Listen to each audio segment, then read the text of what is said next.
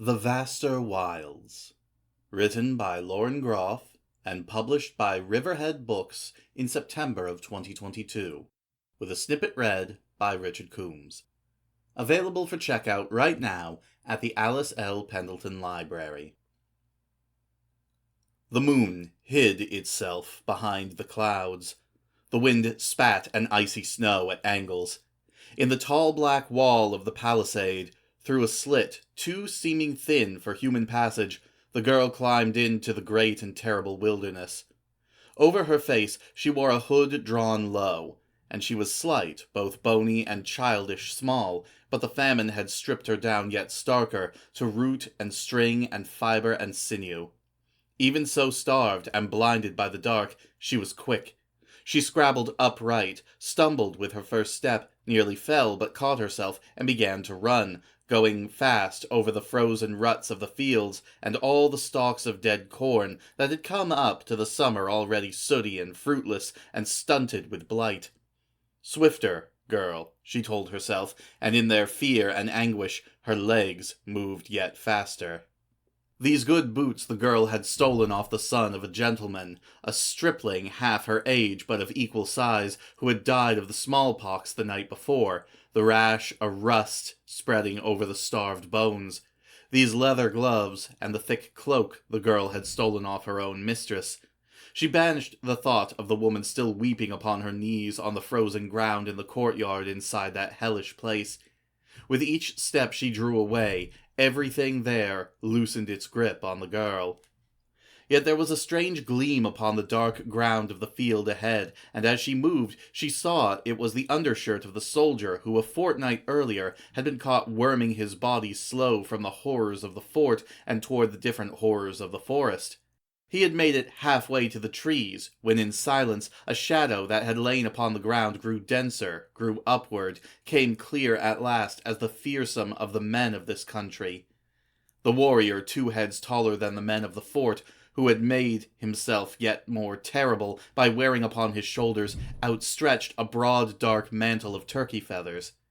He had lifted with one hand the creeping fearful soldier by his hair, and had with a knife cut a long wet red mouth into the man's throat.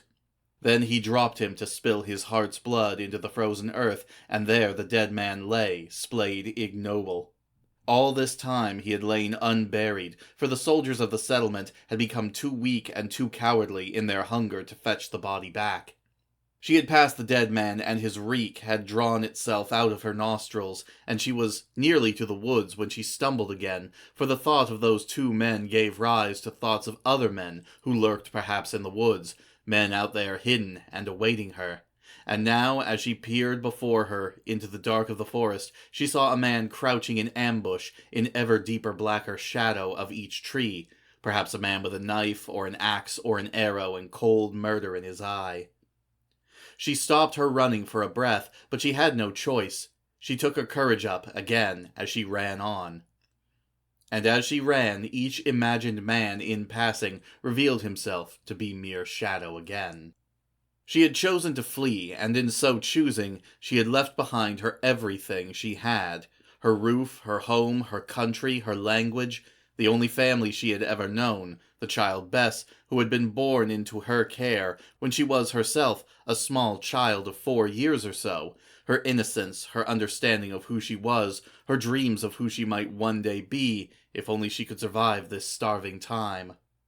"Think not of it, girl," she told herself. "Think not of it, else you shall die of grief." And she did not turn back to look upon the gleam of the fort's fires as they painted the night sky above in red. She was unlettered, but with deep devout, a good and pious girl, and she had listened when the ministers read from the holy book. She had tracked their words and taken them whole in long passages into her knowledge. She had learned the lesson of only forward movement from the wife of Lot, who had glanced backward once as she was fleeing the destruction of Sodom, and by her weakness and the wrath of God had been transformed into a pillar of salt. Only when she was inside the forest did the wind remove its hands from her cheeks and from under her skirts. It was warmer among the trees, but by no means warm. She stopped and pressed her forehead to the rough bark of a pine, and the harshness of it on her skin held her there. What light that could have fallen from the sky did not fall at all, as the heavens above were covered by a thickness of cloud. The forest before her was as dense as pitch, though pocks of snow did gleam in the pits of the trees. Her breath was ragged, and with effort she quieted it. She let the silence seep back into her, into the forest, and it smoothed over the memory of her crashing footsteps. And she wondered if she had been loud enough to have waked the men from the fort or the original men of this forest. The men known, the men unknown. Either could be creeping near to her, even now.